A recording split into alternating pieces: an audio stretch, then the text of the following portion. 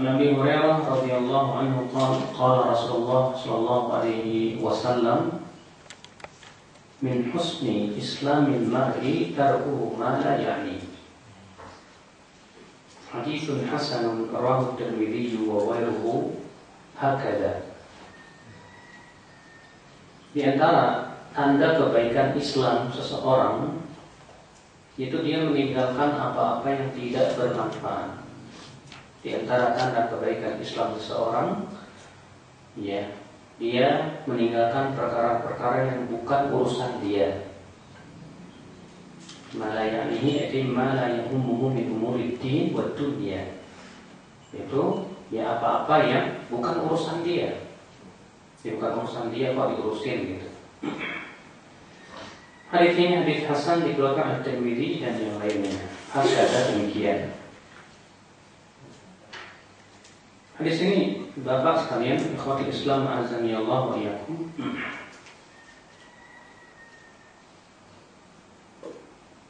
adalah merupakan hadis yang termasuk jawami'ul kalim, yaitu jawami kalim Rasulullah sallallahu alaihi wasallam, perkataan yang sedikit namun mempunyai makna-makna yang luas. Rasul kita yang mulia alaihi wasallam bersabda, min husni islamil mar'i, di antara tanda baiknya Islam seseorang itu dia meninggalkan apa-apa yang bukan urusan dia.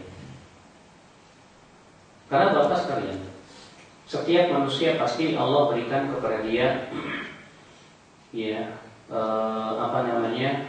kedudukan masing-masing. Di sana ada pemimpin, di sana ada rakyat, di sana ada atasan, di sana ada bawahan,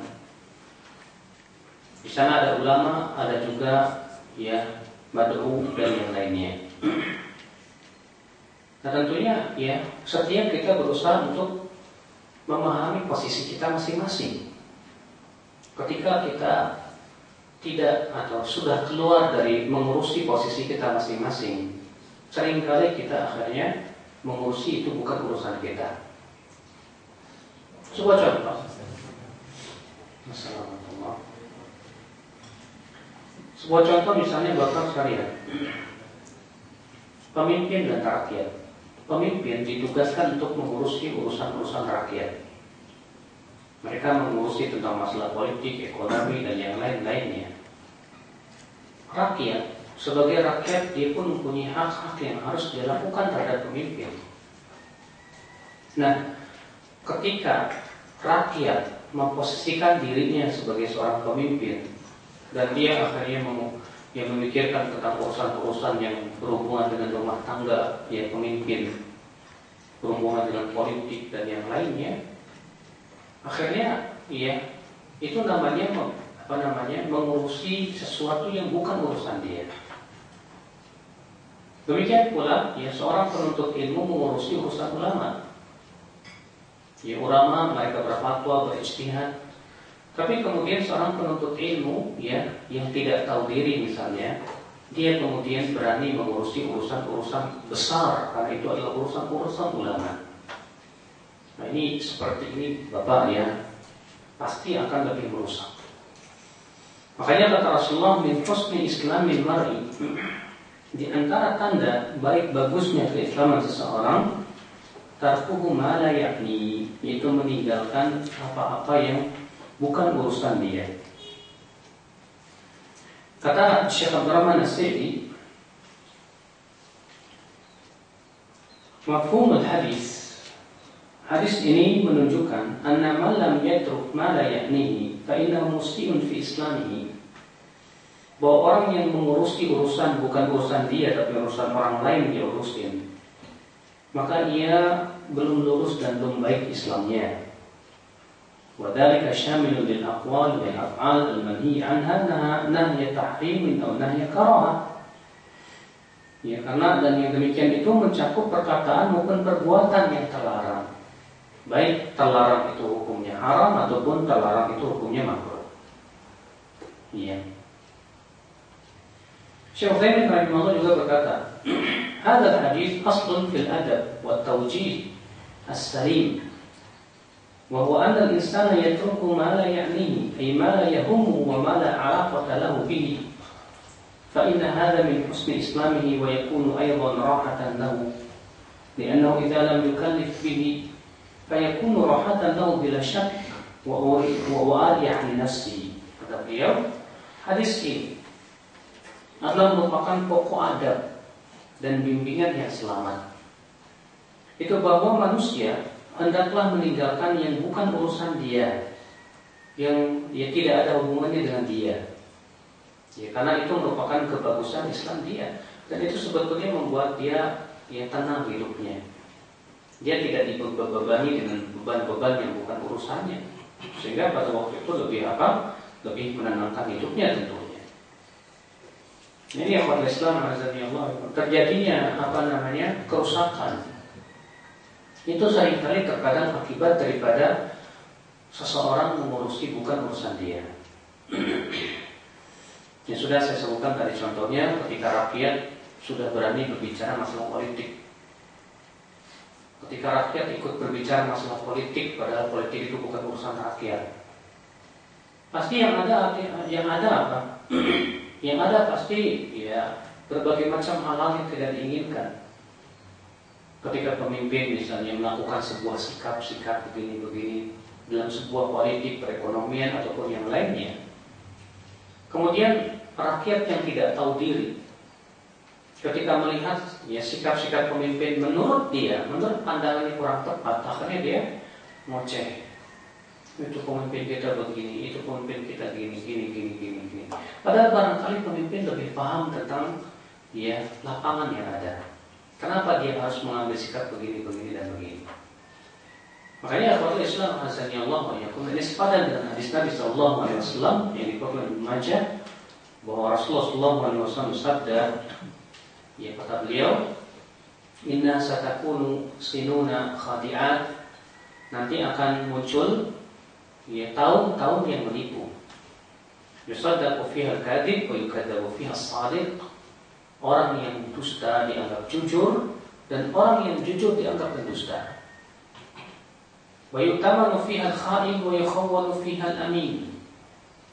Orang yang khianat diberikan amanah dan orang yang amanah dianggap pengkhianat. Wa tanfiqur ruwaibidah, dan akan berbicara para ruwaibidah. Kemudian para sahabat bertanya, siapa itu ruwaibidah wahai Rasulullah? Maka Rasulullah bersabda, at-tafiq yatakallam fil umuril 'ammah. Itu orang bodoh yang berbicara tentang urusan-urusan besar, urusan-urusan yang berhubungan dengan masalah umum. Orang bodoh seharusnya kewajiban dia menuntut ilmu. Harusnya dia urusi saja urusan-urusan dia. Gak perlu dia mengurusi masalah politik, gak perlu dia mengurusi masalah ijtihad, fatwa dan yang lainnya. Itu urusan para ulama, itu urusan para umar. Tapi ketika orang bodoh itu sudah berani mengurusi perkara-perkara besar seperti itu yang bukan urusan dia, yang ada adalah pasti berkata tanpa ilmu. Makanya disebutkan sebuah asar dari para ulama, rahimallahu ra'an 'arafa qadra nafsi. Semoga Allah merahmati orang yang mengetahui tentang kadar dirinya. Semoga Allah merahmati orang yang tahu diri dia itu siapa. Anda sebagai rakyat jangan ngurusin urusan pemerintah. Demikian pula Anda sebagai penuntut ilmu jangan ngurusi urusan ulama.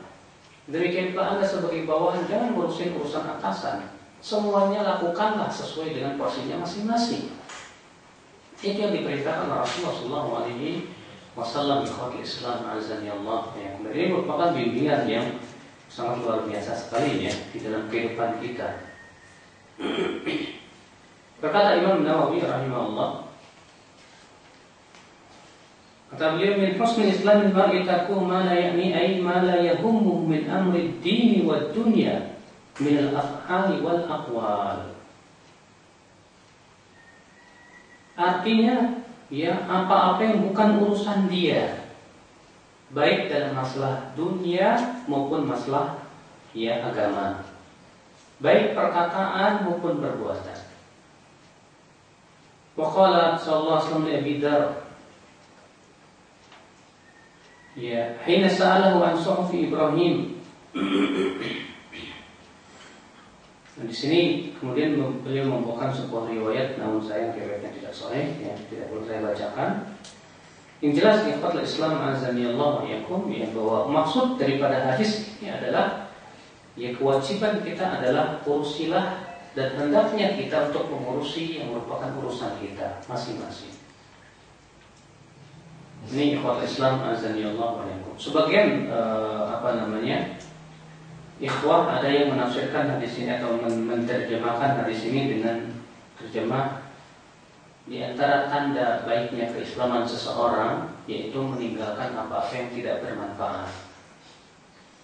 Sebetulnya ini terjemahan yang kurang tepat, walaupun memang konsekuensinya demikian. Ya. Karena ngurusin orang lain, urusan orang lain ya bukan ada manfaatnya. Buat apa kita ngurusin orang lain? Tapi kalau kita perhatikan makna hadis ini, mala yakni, dan kita melihat daripada penafsiran para ulama, maka terjemahan yang benar adalah yang saya sebutkan tadi, yaitu ya di antara bagusnya Islam seseorang yaitu meninggalkan yang bukan urusan dia. Itu Pak terjemahan yang benar, ya. Allahu a'lam.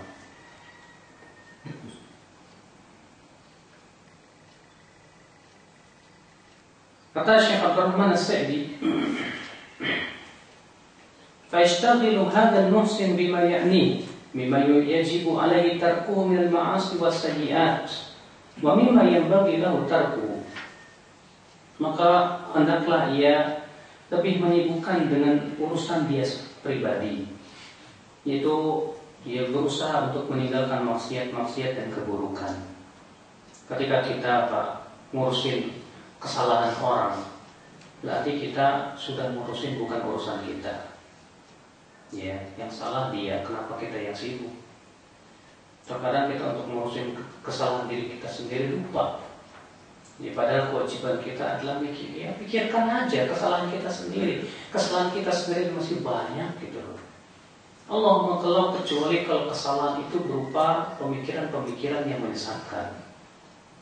Kalau jelas ya pemikiran itu menyesatkan dan itu berhubungan dengan kebanyakan orang, di mana kewajiban kita untuk meluruskan, maka tentu tidak masuk di dalam hadis ini karena itu termasuk perkara yang urusan kita. Ya. Tapi urusan-urusan orang lain yang sifatnya pribadi, terkadang ada orang yang suka sekali, senang sekali mencampuri urusan orang lain, mencampuri urusan rumah tangga orang lain, mencampuri perkara-perkara yang bukan urusannya. Nah, ini ya daripada maksud hadis Nabi Sallallahu Alaihi Wasallam.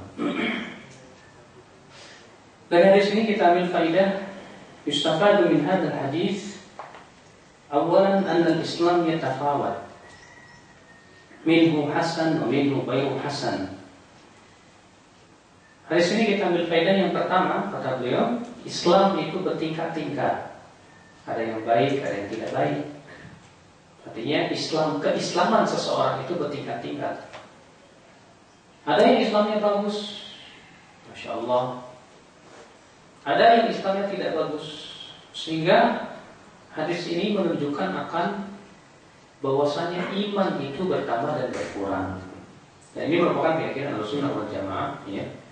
Anal iman yazidu wa yanqus. Ya, bahwasanya iman itu bertambah dan berkurang.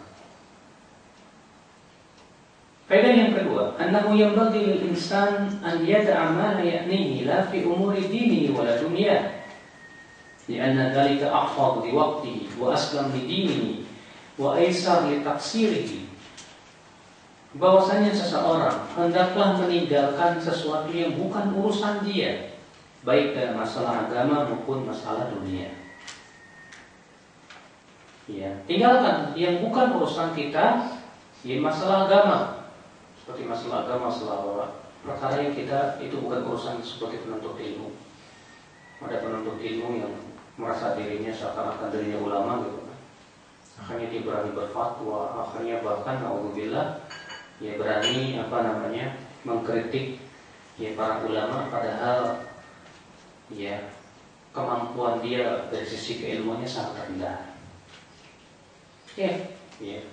Kalau ada penuntut ilmu yang kemampuan ilmunya rendah mengkritik ulama, itu namanya seperti kambing yang menanduk gunung, Mbak. Yang harus dikasihani ya bukan gunungnya, tapi dirinya sendiri. Harusnya dia tahu diri siapa dia. Itu seringkali terjadi, kita lihat seperti itu Bapak sekalian. Ketika misalnya Syekh bin Baz, Syekh Albani berfatwa demikian, lalu ada penuntut ilmu yang haris, yang begitu semangat ingin membela Islam, yang melihat fatwa tersebut tidak sesuai dengan keinginannya, dikritiknya ulama tersebut, dituduhnya ini ulama pencilat, ini ulama begini-begini, tidak tahu wakil, tidak tahu realita dan yang lain. Seakan-akan dia merasa dirinya lebih paham daripada ulama tersebut. Itu akibat daripada ngurusin urusan orang lain, ya. Subhanallah. Walau tadakhala fi umurin nas allati la ta'nihi la ta'ib, walakinahu idza a'rada 'anha wa lam yashtaghil illa bima ya'nihi sara dhalika tuma'ninatan wa rahatan la. Sebab kalau dia mencampuri urusan orang lain, ya, yang itu bukan urusan dia pasti akan capek hatinya. Dia akan capek, ya. Tapi kalau dia tidak mengurusi urusan orang lain, tentu dia akan tenang, kata beliau. Faedah yang ketiga, Allah yadhi al-insan ma ya'ni ay ma yahummu min umuri dini wa dunya. Itu bahwa seseorang janganlah menyia-nyiakan urusan dia sendiri. Kewajiban dia adalah untuk berusaha memperbaiki urusan dia sendiri. Urusan rumah tangganya urusilah, urusan pribadinya, urusan kerjaan di kantornya. Coba kalau setiap kita cuma ngurusin dirinya sendiri, maksudnya dalam artian memperbaiki diri sendiri. Kita berusaha untuk memikirkan aib-aib kita berusaha untuk memperbaiki daripada kekurangan-kekurangan diri kita. Sebab Pak, kalau kita mikir tentang kekurangan diri, saya yakin lebih banyak daripada yang kita anggap daripada orang lain. Iya, subhanallah.